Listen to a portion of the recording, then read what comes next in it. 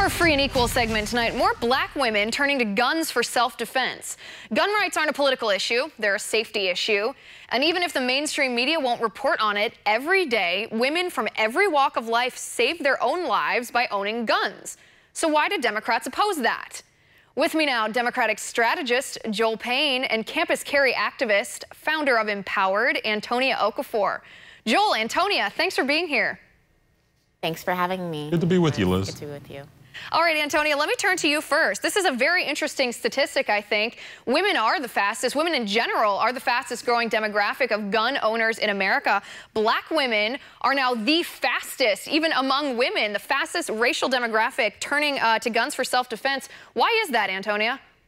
Absolutely. You know, I think it's important to say, regardless of what the stats show or what the media is saying right now, that it's not about Trump. It's not a political issue. It's really a self-defense issue. Women in general, like you were saying before, but particularly black women, are realizing in the places that they live that they're not safe, and they can't rely on the police. They can't rely on you know, a father figure, which unfortunately a lot of them don't have in the home, or even a spouse in the home. They have to rely on themselves. And so the more that they're realizing that, and realizing that having a gun and gun ownership is this extension of their own independence, the more that black women are saying, you know what, yeah, I'm gonna be a gun owner and I'm gonna learn how to use it for self-defense. Right, and Joel, let me turn to you. At the same time, I mean, you hear this from Antonia, you see the statistics.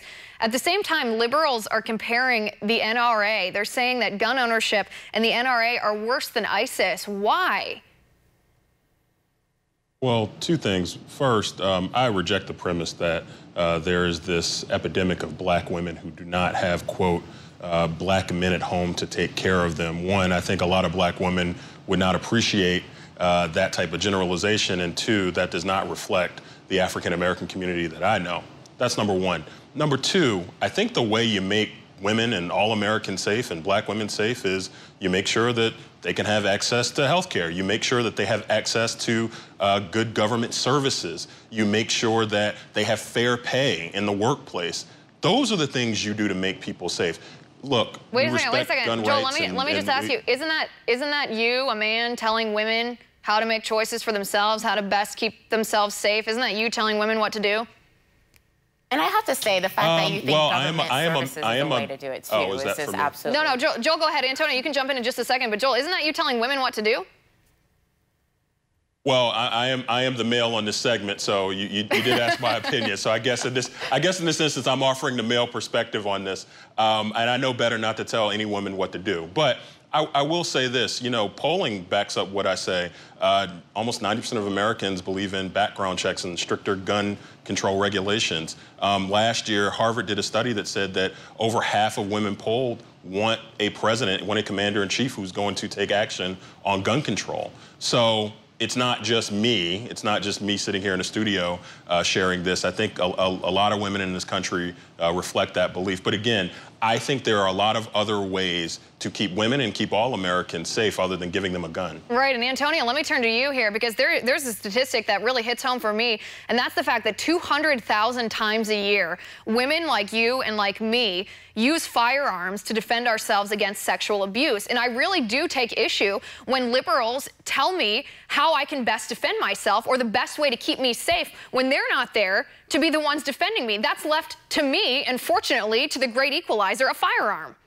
Absolutely. And the fact, I just want to talk to the fact that instead of having a gun, you know, our guest thinks that it's better to, you know, have policies like having more assistance in government to take care of me, to take care of my independence and my self-protection. What does that have to do with the fact that me, a law-abiding citizen, a black woman, and yes, I grew up without a father, so I do know that there are a lot of women, black women, who do not have that in their home and who do not have that growing up as well, that how am I going to be able to protect myself against a criminal who, because they are empowered through gun control, are able to to harm me as a woman, and then I, as a law-abiding citizen, am not able to protect myself against that criminal who does not care about the law each way or the other way.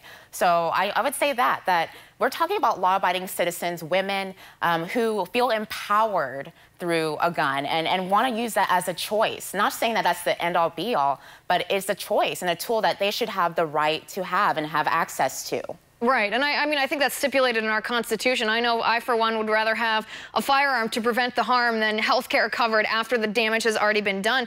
But Joel, let me just ask you this. When you talk about the high number of liberals who want, you know, common sense, and I put that in quotes, common sense gun control, when you put it in those, like when you put it in that way, when you frame it in that way, no one's going to say, no, we don't want common sense gun control. But let me ask you, as a liberal who advocates for that, how often are guns used to harm people? How much more often are guns used to harm people than they are to save people's lives? Yeah, I'm not sure if I understand the premise of your question. Are you asking me statistically the incidence of gun violence versus yes, exactly. How often do people use a gun to harm someone else versus how often someone uses a gun to protect themselves? Because the way that liberals portray firearms or portray our Second Amendment is that gun violence is an epidemic that far outweighs the benefits of our right to bear arms. Yeah, and look, you're not going to get an argument from me about a general discussion about the right to bear arms. Look, we understand what our Constitution says. We understand what the Second Amendment says. And folks should follow local laws and regulations and what their governments say. What I'm saying, the point I'm making is I think we have created a culture where we are so reliant on a gun to make us feel safe. And what I'm saying is there are other ways to make people in communities feel safe. Absolutely, we should have strong law enforcement and strong support to protect all of our citizens, especially our women. But I don't believe that arming every citizen is the answer to making sure that we have, quote, safe communities. I think you have safe, stable, secure communities with all of the other things I listed out, making sure that women can afford to go to college so that they can be educated and they can build a career for themselves, making sure that women are paid fairly in the workplace. Those are the things that I think are equalizers. Right. Antonia, you can have the final word here. Unfortunately, a college degree and a good-paying job doesn't protect you against, you know, attackers, doesn't protect you against people that would sexually assault you. As a young female, I can attest to that. It's also the statistic that I was looking for. That's 80% or 80 times more often a gun is used to save a life than to take one. Antonia, final word here.